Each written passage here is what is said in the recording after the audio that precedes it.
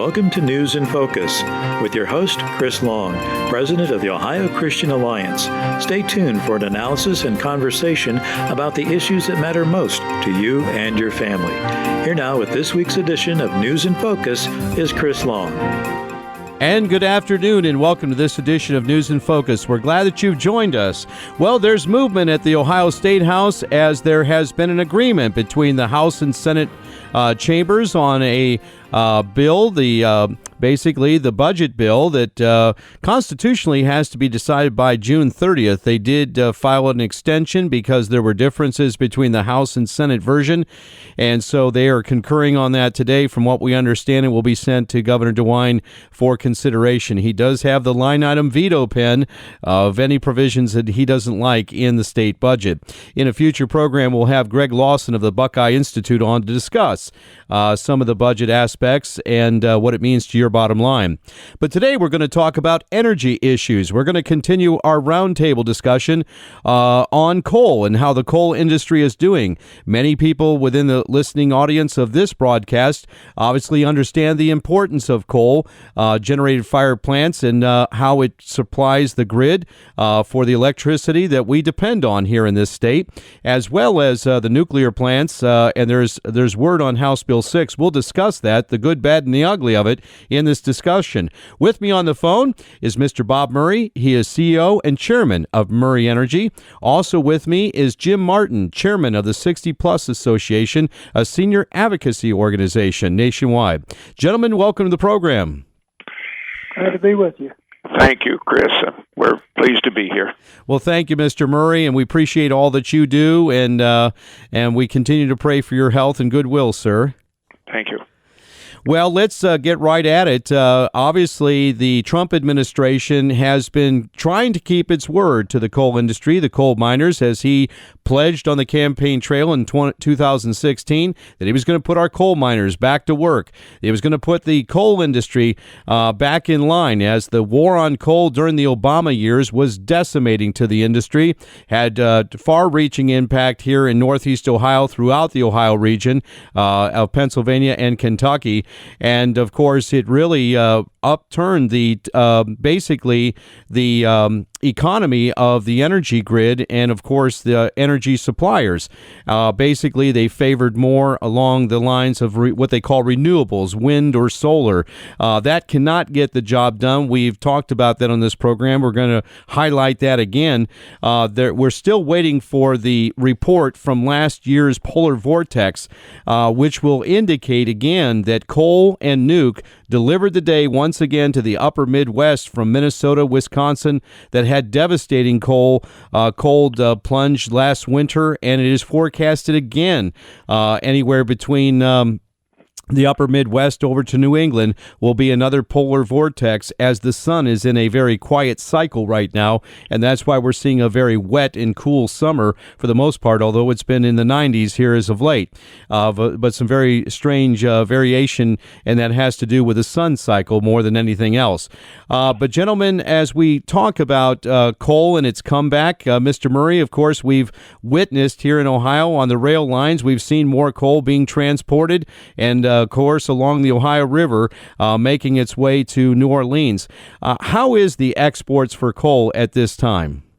They're terrible, Chris. Unfortunately, we're in a downward cycle for coal. Exports were quite high in 2018. The API2 index, which is the price coal sells in Europe, was $94 at the beginning of the year. It's now down to about 60. It was 50 2 weeks ago. So with that collapse of export prices, the export of coal from the United States has virtually ceased as far as thermal coal or steam coal for power generation is concerned. It's a very bad situation for coal domestically in the United States, as the utilities have chosen to build more gas plants, windmills, and solar panels. And the problem with that is, Chris, there was a new study just came out, a very good study by the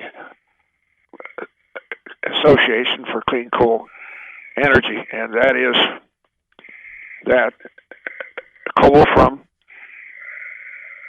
or electricity from a coal-fired plant costs 41 cents a kilowatt hour. From a new natural gas plant, 50 cents a kilowatt hour. From a windmill, 90 cents a kilowatt hour.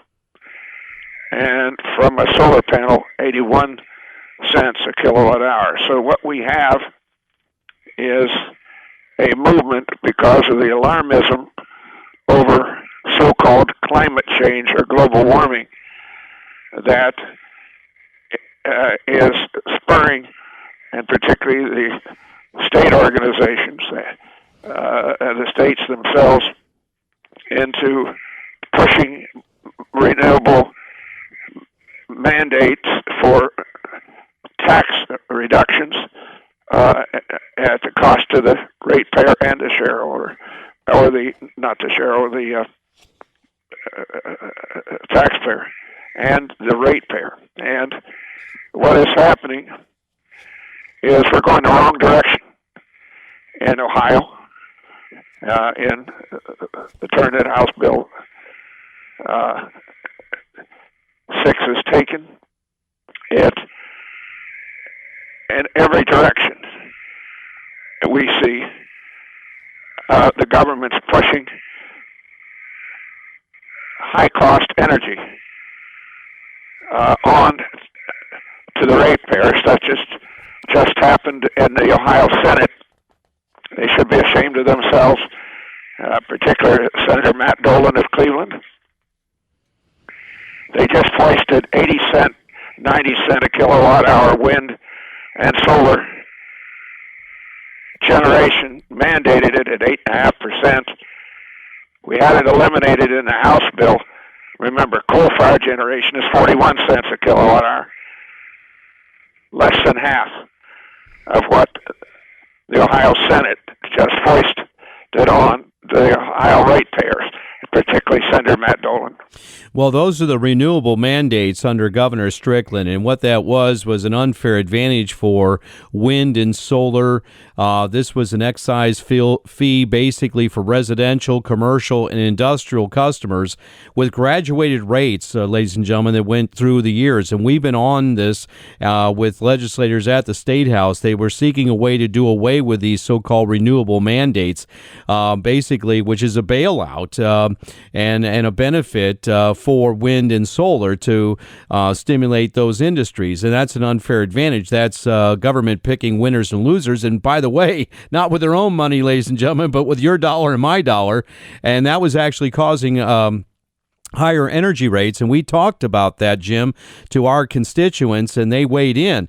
Now comes the threat by First Energy, of course, because they endured the war on coal in the Obama years, 8 years of the war on coal, a very long attrition. They were high on coal-generated plants. They had more coal generation than any other power company in the country, and First Energy, of course, services from Ohio all the way over to New Jersey. And so they have 3 nuclear plants here locally, Beaver Valley, Betsy Davis, and Perry Nuclear. And because the market was upside down with these unfair tipping the scales by either the federal government or state governments, like in Ohio with renewable mandates. So here comes another plan to basically provide a fund that would help the nuke plants, because First Energy was forecasting, actually saying, we're going to shut down the nuke plants. We have to restructure.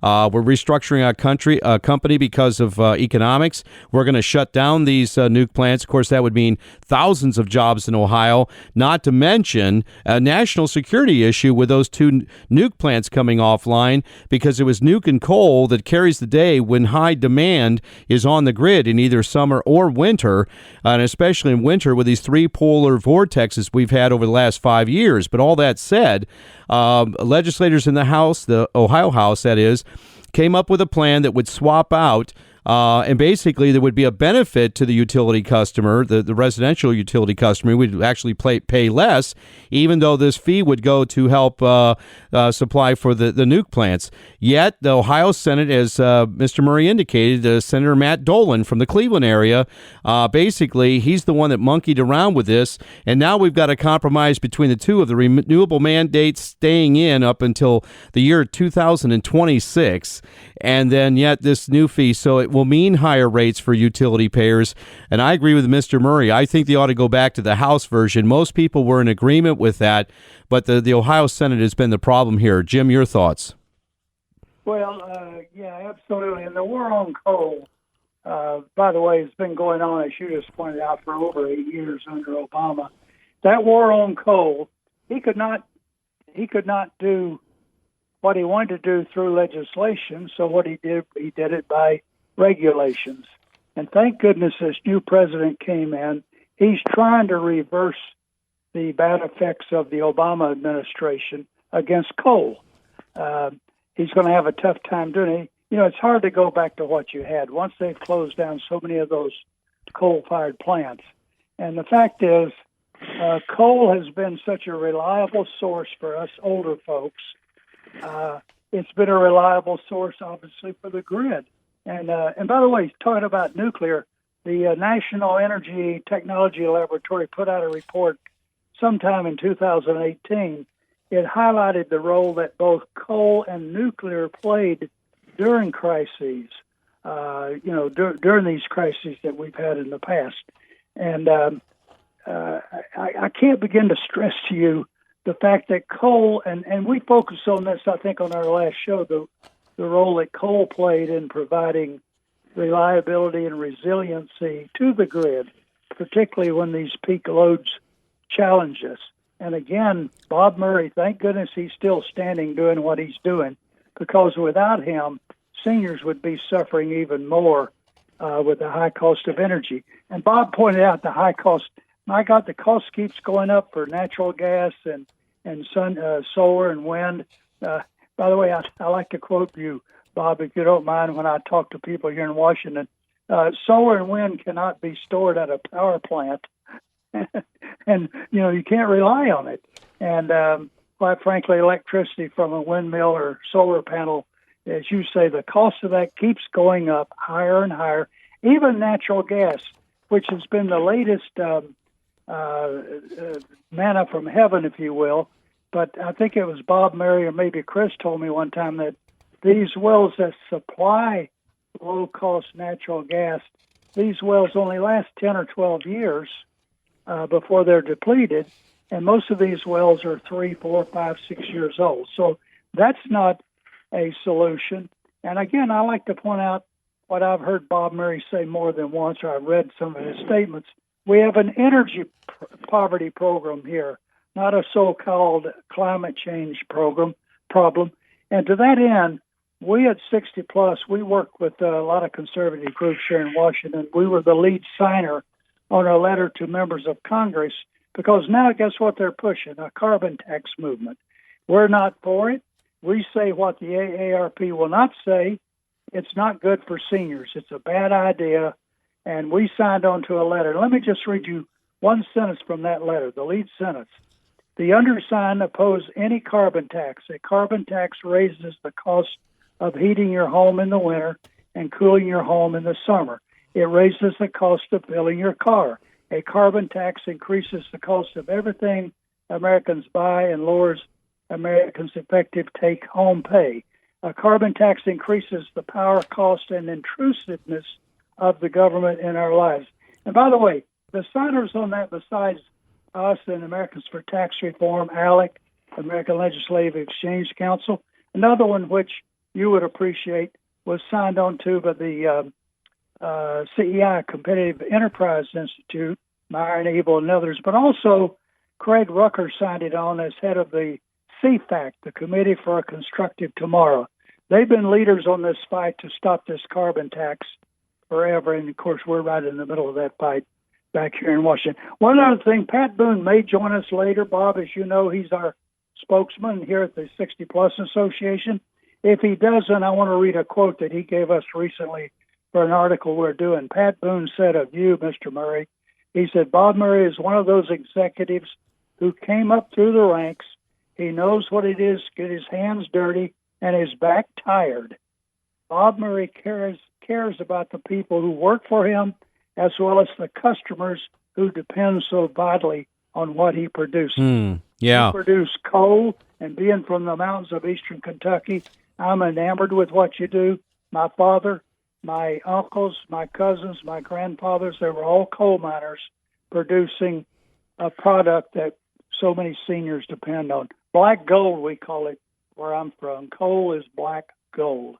And so we're now 3 years into the Trump administration, and we want to focus back on the president's promise to the coal industry. And it has obviously been an upward climb to come out of the Obama years of the war on coal and the unfair exchange and advantages that other energy resources were given, which quite honestly, the reports indicate cannot supply the grid in times of high demand. That's nuclear, that's coal. Those are the traditional energy suppliers to the grid and remain to be so. You know, Mr. Murray, there's been a lot of discussion about the national grid. Of course, there's PJM, who are basically the grid operators. There's FERC, the National Committee, and we've talked about the problems with FERC, politicizing of that federal agency that oversees the energy sector. But what is your opinion currently of Mr. Perry and what he's trying to do? Because obviously we know we have divided government with the Democrats controlling Congress in the House, but the Republicans in the Senate. What is the administration doing in lieu of that makeup of advancing the issue for coal or coal's future? Chris, last week I was in Washington, D.C. Over 3 days, I met with 40 United States senators about the very subject, about the unreliability of the electric power grid and the dangers arising from the permanent closure of coal-fired power plants. As I said, electricity from coal costs 41 cents a kilowatt hour compared to 80 cents for solar, 90 cents for wind. And these mandating electricity that costs double is just an outrage, and the Ohio Senate should be taken to task, particularly Senator Matt Dolan of Cleveland. You see, the average retired couple is paying out 31% of their income in this country right now for gasoline and electricity. That is an outrage. That should not be. That is too much. Yet they're mandating electricity in this Senate bill. The House had it right. Speaker Larry Householder, he had the bill right in the House of Representatives, but with a monkeying around of Senator Dolan and the terrible performance of the Senate, we're now been foisted these price-cost electricity rates on them. I was trying to make these points with these 40 senators that I met with last week in the state utility commissions. For instance, it's upside down. The more money an electric utility spends, the more money they make. That should not be. That's good for the shareholders, but it is not good for the ratepayers. And yet, every state, all 50, they let the utilities make more if they spend more. So there are many things wrong as far as the president's effort in helping the coal industry, and Rick Perry that you just asked about, they tried. But the feckless FERC, Federal Energy Regulatory Commission, did not back the president in February of 2018. And Secretary Trump. There needs to be a house cleaning there at the Federal Energy Regulatory Commission. I was looking for a word to describe really bad, and I came up with the word feckless. And I think it probably describes them. So the president is trying but he is not getting the support. That is one of the reasons I was talking to these 40 senators to keep them informed as to the reliability of the power grid, what people on fixed incomes are paying for the electricity, and all of the other issues that are threatening the reliability of our power grid. We are going to have a major failure of our power systems in the next 5 years. Because, as you mentioned before, these gas wells that are moving coal out only last 10 years. Most of those wells in Ohio are 5 years old now. Is a 5-year national energy policy good for our country? I don't think so. That is exactly what we have, because we've closed too many coal-fired plants. The last coal spill we had was at the end of 97, the beginning of 98, and the PJM interconnection, which is 13 states, including Ohio. Coal stepped up for 84% of the electricity during those 12 days. Wind, solar, natural gas didn't help the power grid at all. Yet 22 people died in those 12 days. 22 people died. Electric rates in New York went up from $22 to $200 a kilowatt hour. And the liberals in Boston brought in a tanker of Russian fuel oil, parked it in Boston Harbor to keep the lights on up in New England, which is dominated by liberals who espouse climate change. And by the way, on climate change, the Trump administration itself did a study that you could close down every coal-fired plant in the United States, and it would have an immeasurable effect on global climate temperatures. That was their word, immeasurable. Then they quantified, Chris, immeasurable as 0.02 of 1 degree Fahrenheit. 0.02 of 1 degree Fahrenheit. That is immeasurable. Well, that is the challenges that we are facing. And Mr. Murray, I appreciate this report. I'm saddened to hear that exports, are down. I know that Germany has been schizophrenic on the issue, where they were getting away from coal, then they were going back to coal, and then it seems like they reversed trend. But of course, their politics is somewhat upheaval as well right now, and so that may be a bearing on that. They don't really have clear direction. So we hope that the international markets change for coal for more exports. We know the administration wants that, as well as domestic use. Well, we have with us on the phone Mr. Pat Boone, who is national spokesman for the 60 Plus Association. We'll get with him when we come back on the other side. You're listening to the Energy Roundtable with Mr. Bob Murray, who is CEO and chairman of the Murray Energy Corporation. Jim Martin, chairman of the 60 Plus Association. Joining us on the other side will be Pat Boone, who is national spokesman for the 60 Plus Association. I'm your host, Chris Long. We'll be right back after these messages. Don't go away.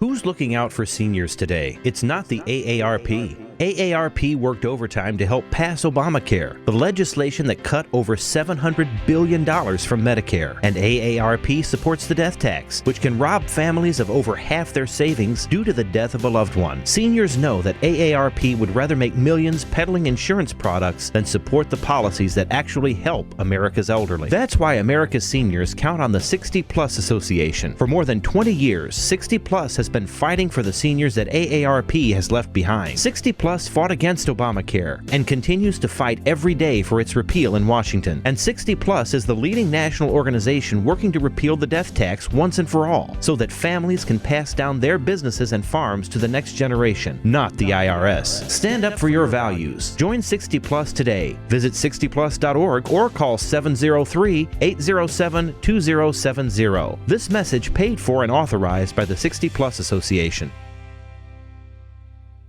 Almighty God, our sons, pride of our nation, this day have set upon a mighty endeavor, a struggle to preserve our republic, our religion, and our civilization, and to set free a suffering humanity. And the soldiers who stormed the beaches of Normandy and the Allied liberation of Europe.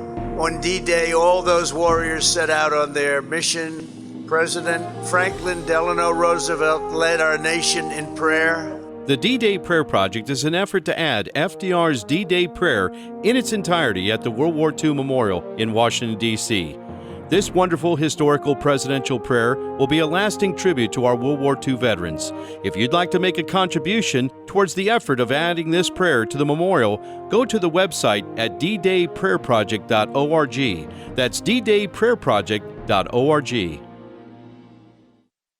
And we're back. You're listening to News in Focus, a broadcast of the Ohio Christian Alliance, and we do encourage you to go to the website ddayprayerproject.org, and we'll be giving you an update in the coming weeks, one about the temporary prayer plaque that will be there for just 4 months. It's a temporary permit of the prayer to be added this summer, but we're continuing to raise the money for the permanent prayers edition. And of course, that information is at ddayprayerproject.org, and of course, that's a mission of the Ohio Christian Alliance and Christian Alliance of America, our parent organization. And we've been working with the U.S. Park Service and the Friends of the World War II Memorial to get this accomplished. We have just until June of 2021 to get the prayer in the ground, or it's got to go through Congress again. And folks, I can tell you, that's not what we want to do. We want to finish this for the honor of those World War II veterans and for all of our veterans. So thank you for your support. Well, with me on the line is Mr. Bob Murray.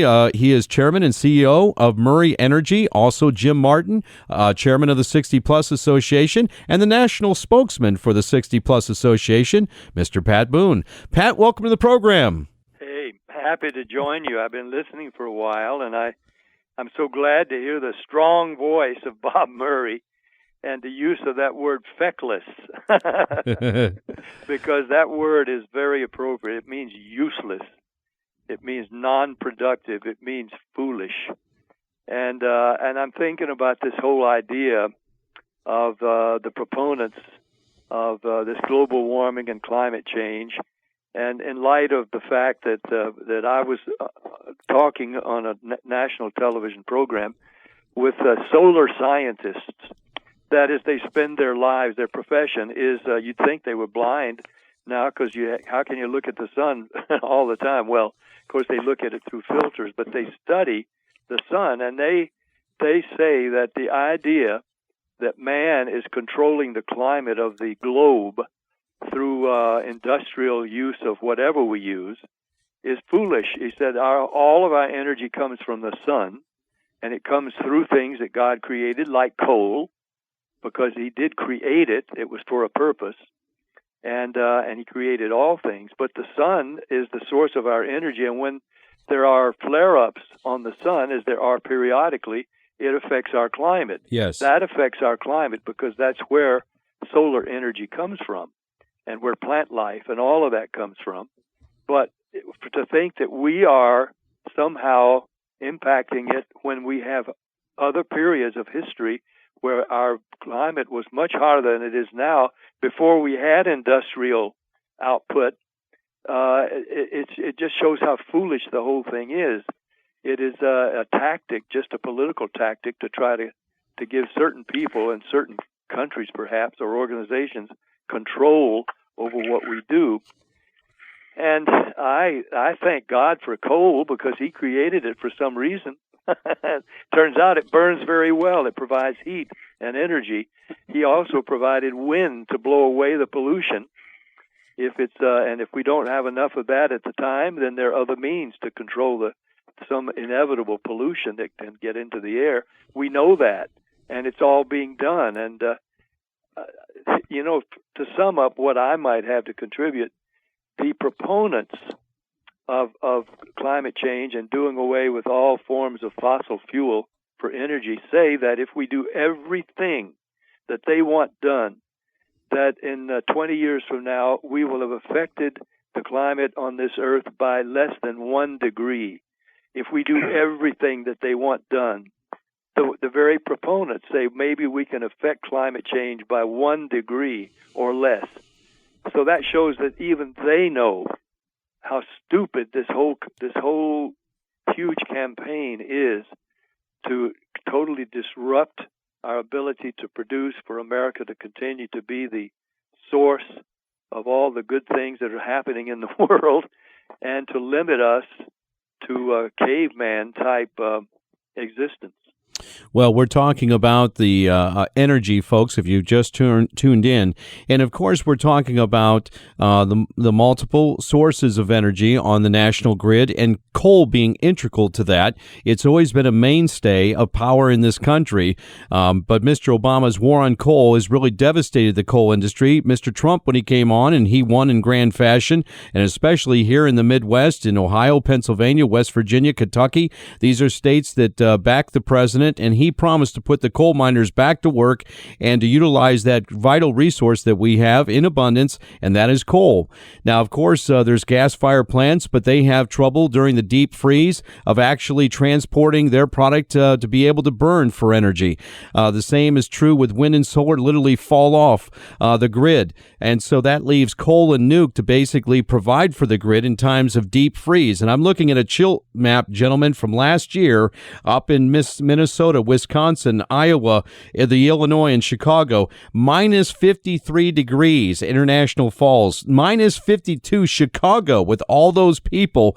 This was last winter. This was our third polar vortex in about 5 years, when the proponents against coal were saying, well, this is just once in a generational thing 3 years ago. Now we've had 3 and 5 years, and Pat, as you indicated, the sun is in a slow cycle right now. There's not many solar flares.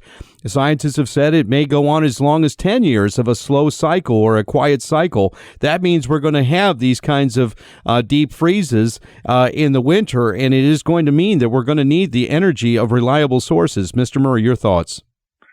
The reliable source of coal is being eliminated. It's very dangerous for America. And as Pat said, and I said earlier, the Obama administration itself, which conducted the war on coal, their EPA said you could close every coal-fired plant in the country, and the effects on climate temperatures would be immeasurable, and they quantified it as 0.0 of 1 degree Fahrenheit, 0.02 of 1 degree Fahrenheit. It's a dangerous situation.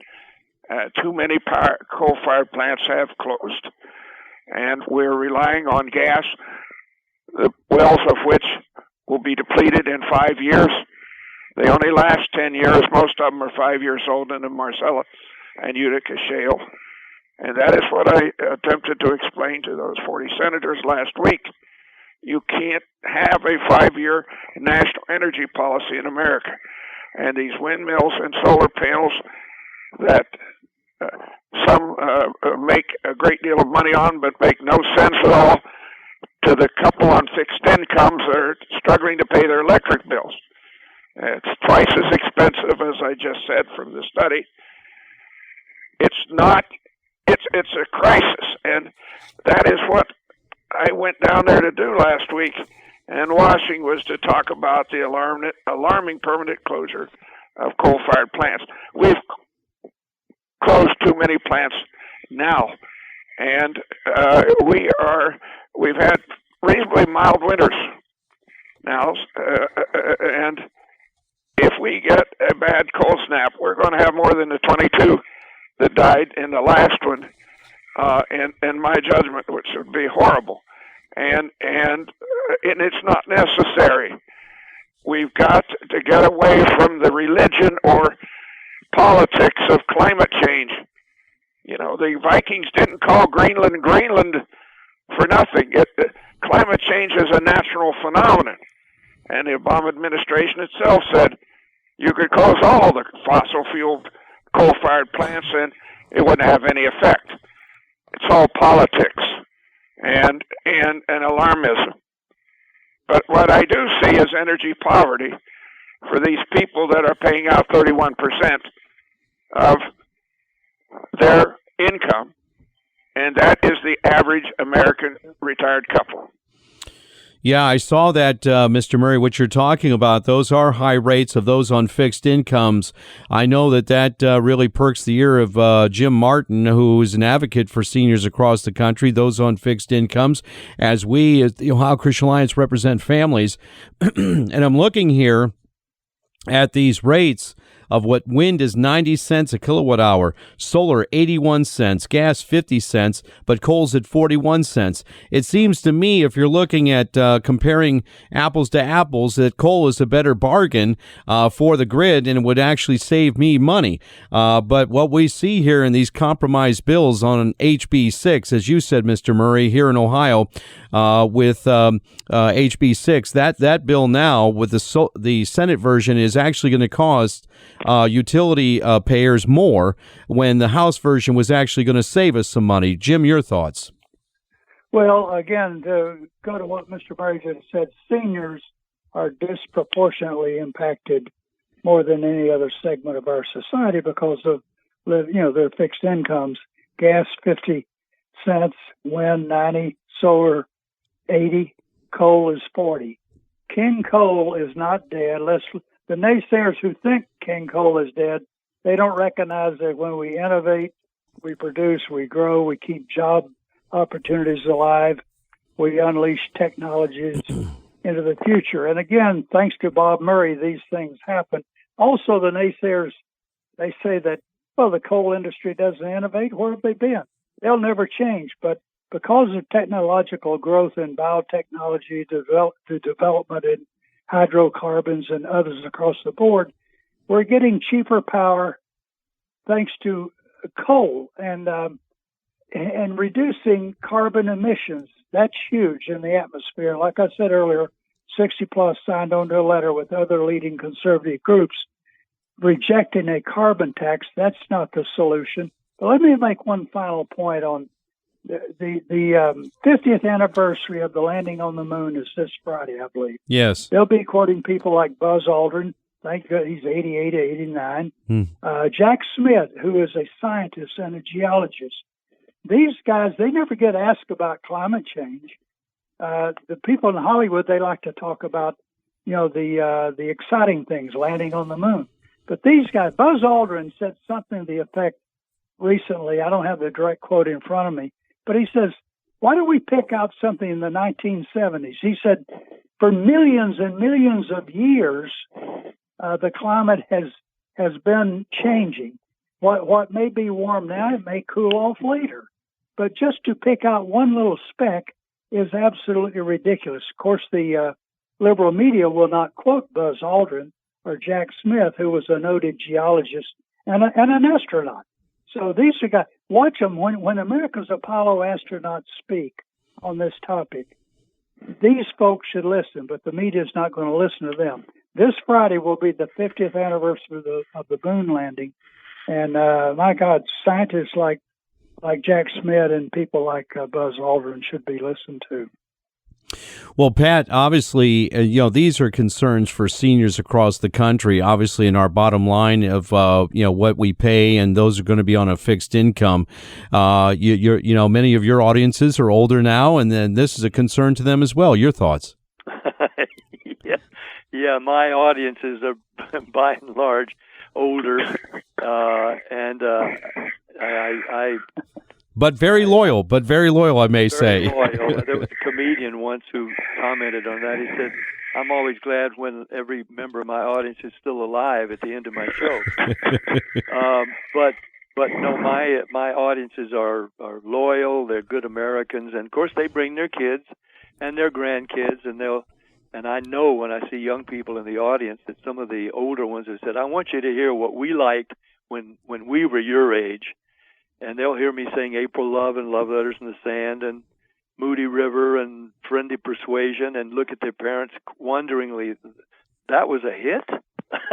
Oh. Because it doesn't. There's no rap in it. There's no hip hop. There's no rant to raving rants and stuff in it. It's just music that you can hear and sing again later. But I'm very aware that the older folks are the ones that are paying and in danger of paying prices they just cannot afford. And I want to salute Bob Murray and Jim Martin, and even take a little credit myself for something that most people don't know. But Trump, of course, was elected against all odds.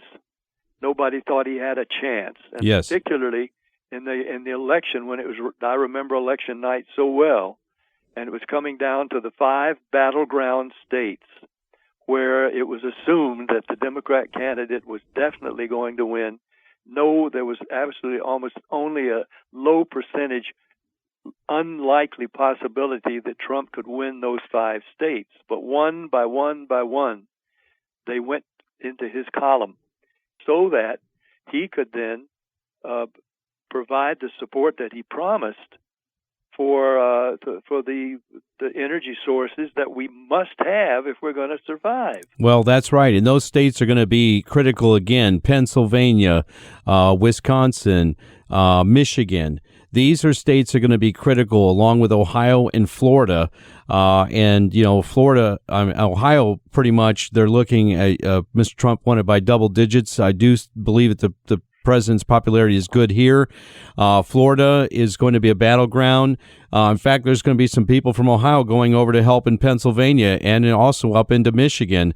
That's already happening, and trying to help those states because they want to see a second term for Mr. Trump. Jim, your thoughts on that? Well, President Trump, promises made, promises kept. Kind of unusual for politicians. What a refreshing approach.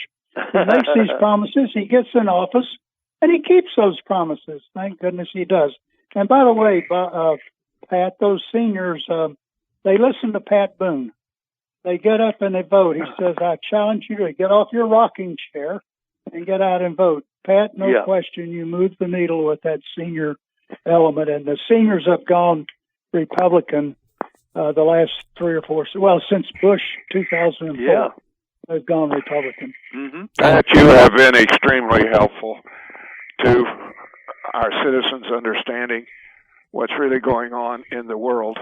Another person that understands is the president himself. I'm having him a week from today in Wheeling, West Virginia for a big event for him. And he gets it. He's a friend of the working people that I've learned about him. You know, when he was building those buildings in New York, he had to get to know the carpenters and the bricklayers and the Boilermakers. He is a friend and understands working people. And that's the underlying everything. That's the greatest part about him. And he gets it about the cost of electricity. He really understands it. That's why I was meeting with the Senate. He needs their support. Yes. And they're not understanding this complex issue because of all the alarmism and misinformation being put out on behalf of climate change, which isn't even occurring. And you call it complex, Bob, but it's really not. It's ultra simple. If you want heat, you burn something to get the heat. Yeah, that's true. And you have to have that, and it makes sense. The complication comes when all the other people have made up these ideas and these plans, and they throw them into the mix. They complicate it. It's a simple issue. I think it's a God thing. God created coal for one purpose, to be used for energy.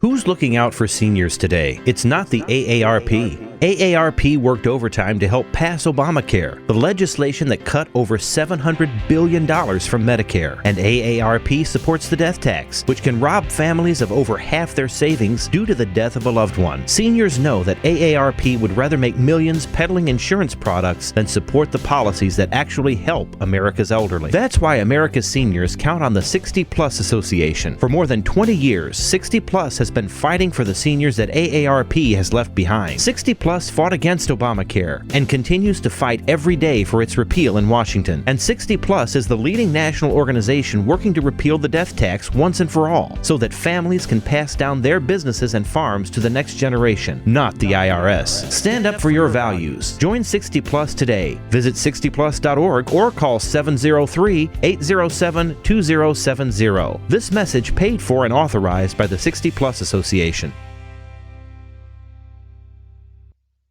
Well, folks, if you're listening right now, you need to call your congressman, you need to call your senator here in Ohio and let them know that this is an important resource going forward for the energy grid and, of course, for costs for those on fixed income, seniors, single moms, and families, of course, who are looking at their bottom line. And that's what we can do as an advocacy organization. We can actually let our voice be known to our elected officials. And also here in the state of Ohio, you need to call your state senator, also your state representative on House Bill 6, and basically do the House version, which would be a better way to save the 2 nuke plants here in Ohio that would save thousands of jobs. Obviously, in our opinion, it's a national security issue because you take those 2 nuke plants off the grid and you've already closed all these coal plants.